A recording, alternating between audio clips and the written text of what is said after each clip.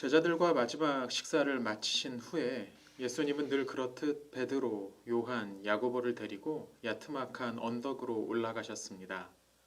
왜 꼭 이들 제자들을 데리고 가셨는지는 모르겠습니다. 어쩌면 이들이 다른 제자들보다 더 예수님의 집중적인 가르침이 필요했을 수도 있고, 또 다른 식으로 말하면 이들이 그만큼 예수님에게 필요한 제자들이었을지도 모릅니다. 예수님은 평소에도 이들 셋을 데리고 더 깊은 영적 세계로 들어가시곤 했습니다. 예수님께서 놀라운 모습으로 변하신 것을 현장에서 목격했던 것도 이 셋이었고, 그들은 엘리야, 모세가 예수님 곁에 나타나는 동안에 그 모든 것을 보고 있었습니다. 아마 이날도 이들은 예수님께서 뭔가 특별한 것을 보여주진 않으실까 하는 기대를 가지고 따라 나섰을지도 모릅니다. 그런데 그날 밤 예수님은 평소와 좀 달라 보이셨습니다. 주님은 제자들을 조금 떨어진 곳에 있게 하시고 홀로 아버지께 엎드려 기도하기 시작하셨습니다.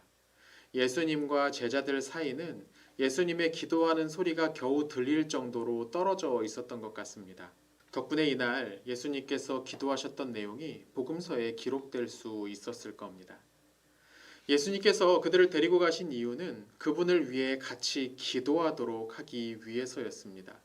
그러나 제자들은 예수님의 기도가 길어지자 더 이상 버티지 못하고 잠이 들고 맙니다. 저녁 식사까지 얼마 전에 마쳤으니 식곤증이 몰려왔던 것일지도 모릅니다. 예수님이 기도하시는 모습은 그들에게 전혀 특별해 보이지 않았고 곧 잠에 빠져들어 버렸습니다. 하지만 그날 주님의 기도는 매우 특별했습니다. 주님은 그 어떤 때보다도 간절하게 이날 기도하셨습니다. 이제 그분이 받아야 될 쓴 잔이 바로 코앞에 다가와 있었기 때문입니다. 주님으로서도 그것은 쉽게 견뎌내기 어려운 일이었고, 그래서 가능하면 이 잔을 옮겨달라고 주님은 한 번도 해본 적이 없는 방식으로 기도하기 시작하셨습니다.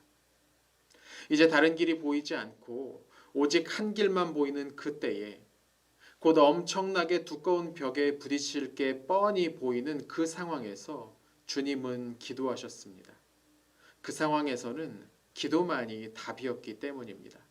그리고 본문에는 기록이 되어 있지 않지만 주님은 기도를 통해 고민을 끝내고 하나님의 뜻에 순종하실 수 있었습니다. 그런데 여러분, 사실 모든 기도는 특별합니다. 주님의 기도만이 아니라 주님의 이름으로 하는 모든 기도는 특별합니다. 왜냐하면 우리의 기도는 하나님 앞에 이르는 기도이기 때문입니다. 우리의 기도는 사람들이 들으라고 하는 웅변이나 연설이 아닙니다. 우리의 기도는 무슨 주문도 아닙니다. 우리의 기도는 하나님께 드리는 간구고 질문이고 호소입니다. 우리가 기도할 때 그 맞은편에 하나님께서 앉으십니다.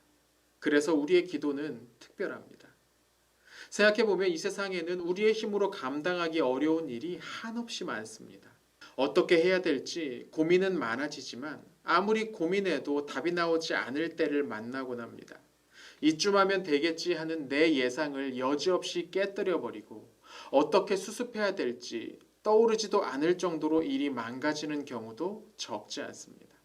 세상은 그렇습니다.